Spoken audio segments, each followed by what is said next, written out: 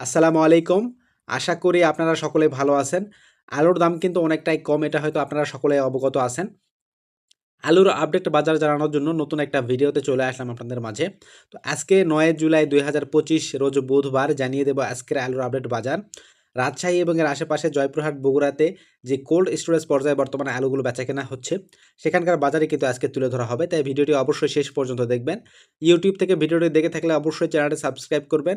Facebook page থেকে দেখে থাকলে অবশ্যই পেজটি ফলো দেবেন এবং আমাদের সাথে থাকবেন। পেজটিতে কিন্তু প্রত্যেকদিন আলুর আপডেট বাজার তুলে ধরা হয় এবং অথেন্টিক যে বাজারটা সেটাই কিন্তু তুলে ধরা হয়। তো আজকে ৯ জুলাই ২০২৫ রোজ বুধবার আজকের আলুর আপডেট বাজার হচ্ছে রাজশাহী এবং এর আশেপাশে কোল্ড স্টোরেজ থেকে বর্তমানে যে আলুগুলো বের হচ্ছে সেটার বাজার হচ্ছে লাল স্টিক জাতের আলু ১৪ টাকা থেকে ১৪ টাকা ৭৫ পয়সা প্রতি কেজি দরে কিন্তু বর্তমানে বেচাকেনা হচ্ছে এবং সাদা ডায়মন্ড আলু ১৫ টাকা থেকে ১৫ টাকা ৭৫ পয়সা কিন্তু প্রতি কেজি দরে বর্তমানে বেচাকেনা হচ্ছে। তো একটু, একটু করে কিন্তু রাজশাহী এবং এর আশেপাশের যে কোল্ড স্টোরেজগুলো রয়েছে, সেখানে কিন্তু আলুর চাহিদাটা একটু, একটু বাড়তেছে বলে আমরা শুনতে পাচ্ছি এবং বগুড়া এবং এর আশেপাশে বর্তমান যে কোল্ড স্টোরেজগুলো খুলেছে, সেখানে বর্তমানে আলু বেচাকেনা চলতেছে।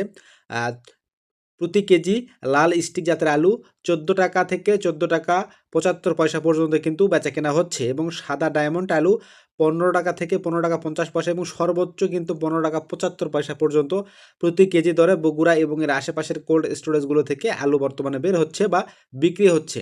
জয়পুরহাটেও কিন্তু বর্তমানে একই বাজার বিরাজ করতেছে। আর যারা কৃষক ভাইরা রয়েছে বস্তা বিক্রি করতেছে, অর্থাৎ আলুর কার্ড বা দলিল বিক্রি করতেছে।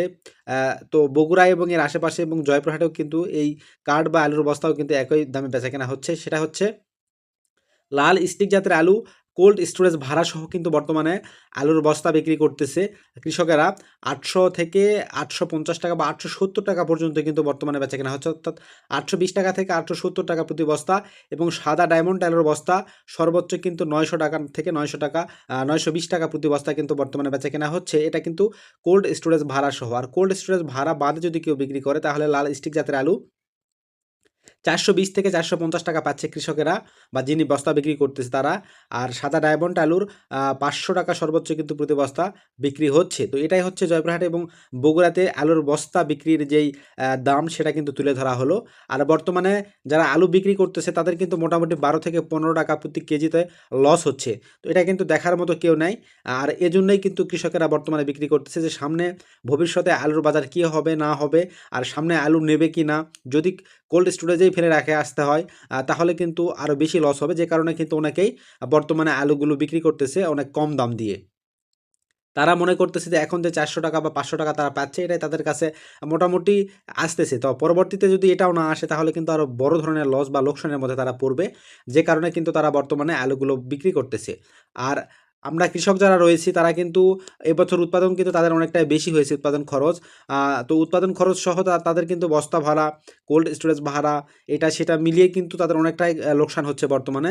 তো এটা থেকে পরিত্রাণ পাওয়ার বর্তমানে কিন্তু আর কোনো সম্ভাবনা আমি দেখতেছি না। তো অনেক এলাকায় কিন্তু প্রাকৃতিক দুর্যোগ শুরু হয়েছে। কাঁচা সবজির দাম কিন্তু বর্তমানে বৃদ্ধি পাচ্ছে।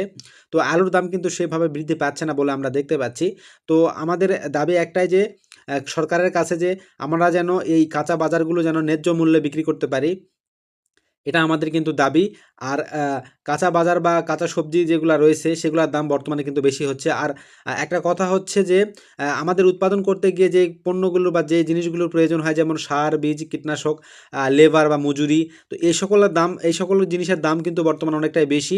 তো এই সকল জিনিস যদি আমরা ন্যায্য মূল্যে পেতাম তাহলে কিন্তু এতটা লোকসান আমাদের হতো না। তো সরকারের কাছে উদাত্ত আহ্বান থাকবে যে আমাদের এই যেই সকল পণ্য বা যে সকল জিনিস দিয়ে আমরা পণ্য উৎপাদন করি সেই সকল জিনিসের দাম যদি কমানো হয় বা স্বাভাবিক পর্যায়ে রাখা হয় বা ন্যায্য মূল্য যদি আমরা পেয়ে থাকি তাহলে আমাদের উৎপাদন খরচ যেমন কমবে তেমন কিন্তু আমরা কম দামে বাজারে কিন্তু দিতে পারবো জিনিসগুলো। তাহলে কিন্তু ভোক্তাদেরও কিন্তু এটা ক্রয় করতে কিন্তু খুব একটা অসুবিধা হবে বলে আমি মনে করি না। তো এটাই হচ্ছে সর্বশেষ আলুর আপডেট বাজার এবং তথ্য। ভিডিওটি ভালো লাগলে অবশ্যই শেয়ার করবেন, চ্যানেলটি সাবস্ক্রাইব করবেন। সকলকে ধন্যবাদ। আসসালামু আলাইকুম।